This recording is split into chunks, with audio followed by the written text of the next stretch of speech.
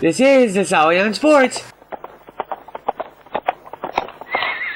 Sports Roundup.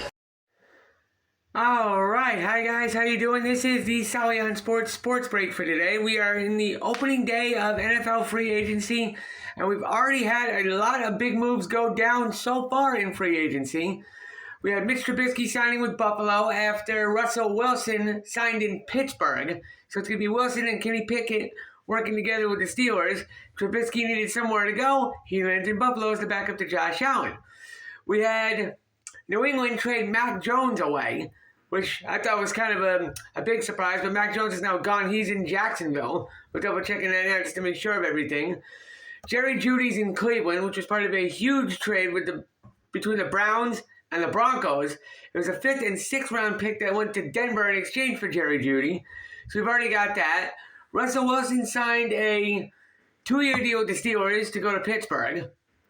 We've had Gardner Minshew, we are confirming Mac Jones went to Jacksonville, and it's going to be the Jags' new quarterback. With Gardner Minshew long gone.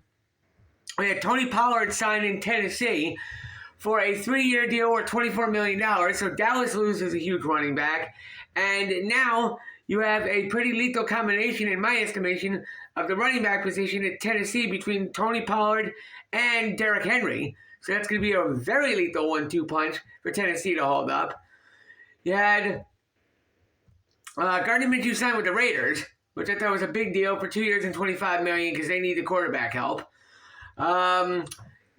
Biggest news, obviously, the two biggest ones anyways, Baker Mayfield's re-signing here in Tampa Bay. He's going to stay with the Bucs. And actually, we had a couple of big ones. We had Baker Mayfield staying here with the Bucs. I talked about that on the blog, sallysports.blogspot.com. It's a huge momentum shift for Baker to stay here. It'll give Kyle Trask a little more time to learn under him. It'll give Buccaneer management time to be able to figure out what they want to do behind Baker Mayfield going forward to see if there's somebody they could possibly draft to replace Baker down the line and learn from him when his 3-year deal is up. We had 3 big moves, though, today that are worth noting, aside from the Baker Mayfield signing. We've had a lot go down. A couple teams have been quiet, like Seattle and Dallas. But no, the 3 biggest things that are of note here are Baker Mayfield staying with the Bucs, which we talked about on the blog already. We had we had one minor one. Josh Jacobs going to the Green Bay Packers on a 4-year deal worth $48 million, which in all likelihood is going to mean the end of Aaron Jones' time in Green Bay. The reports are coming in that he's going to end up getting cut, but that hasn't been confirmed yet. But no, the 2 biggest things that are related, aside from the Mayfield signing, for teams we talk about on this show are the fact that the Atlanta Falcons have a new quarterback in Kirk Cousins, who signed a 4-year deal worth $180 million, $50 million signing bonus, and $100 million in guaranteed money for Kirk Cousins, which in and of itself is a holy shnikes moment. And then you had Saquon Barkley leaving the Giants to go to the rival Philadelphia Eagles. What?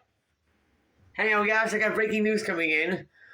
Carlton Davis got traded to Detroit? Wow. Okay. A 2024 6th So we're confirming this. The Bucs have traded Carlton Davis to Detroit, along with a 2024 6th round pick and a 2025 6th round pick. The Bucs get the Lions' 3rd round 2024 pick. So that's just coming. Carlton Davis is gone here in Tampa. That's huge for the Bucs defense. Thank you. And we've had Saquon Barkley leaving the Giants to go to the Philadelphia Eagles. I'm double checking on the terms of that deal now with Saquon.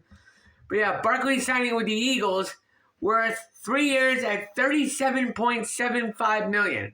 So not only do the Bucs retain Baker, they give it to Carlton Davis for draft capital, and there's been rumors floating around that Carlton Davis might leave for a while now anyway. For Saquon leaving the Eagles, or leaving for the Eagles, rather. Giants took him,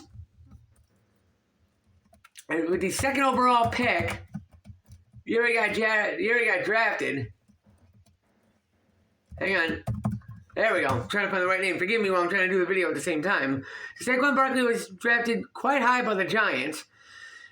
And in his time in New York, in 74 games minus the 2020 season when he missed most of that year because of a knee injury, 3,000-yard seasons, and almost finished with another 1,000-yard year last year on 247 carries.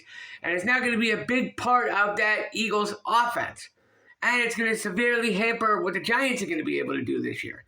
But with Kirk Cousins going to Atlanta, that's going to be gigantic for the Falcons because it now gives them stability at quarterback. And quite honestly, looking at it on paper,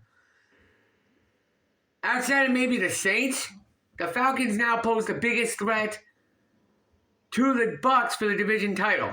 We'll be able to talk about this more as more signings and stuff develop over the next few days before we talk about it on the next episode of the show. But that's just some of the big stuff that has come down early so far at the beginning of NFL free agency. Barkley to the Eagles, Cousins to the Falcons.